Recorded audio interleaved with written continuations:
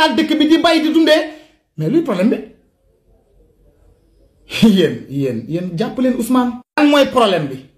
lan moo fi indi wax ji àdduna wërngal këpp jiite fi réew moo xam ne nii maanaam opposants yi ay milliardaires lañu ak ay millionnaires am nañu jot am xaalis te amuñu xëyuñu gontuñu yàlla def na ay tàppeen ngeen ba ñu mëw leen a wàcc ci mbedd mi waaye seen làmmiñ yéen a ko moom yéen da ngeen di xëy di wax rek Macky problème a cee what is your problème lan moo xew Ousmane Sonko lan la wax li mu wax yéen Ousmane Sonko da leen koo gën a xam yéen a ngi dëggal ba léegi que ne Macky dafa yàq réew mi doog a dem ñi mu àndal dañoo saax-saaxee réew mi doog a dem looloo xew loolooy dëgg parce que réew mi xam ngeen ne du neex a defar ci at yi ñu jëm Ousmane bu ne dund gu yomb gi ngeen doon xaar mënta gaawee noonu mais il a parfaitement raison dëgg la wax du yombee noonu foog ñu dem ba libre moom suñu bopp defaraat dëkk bi di bay di dundee mais luy problème bi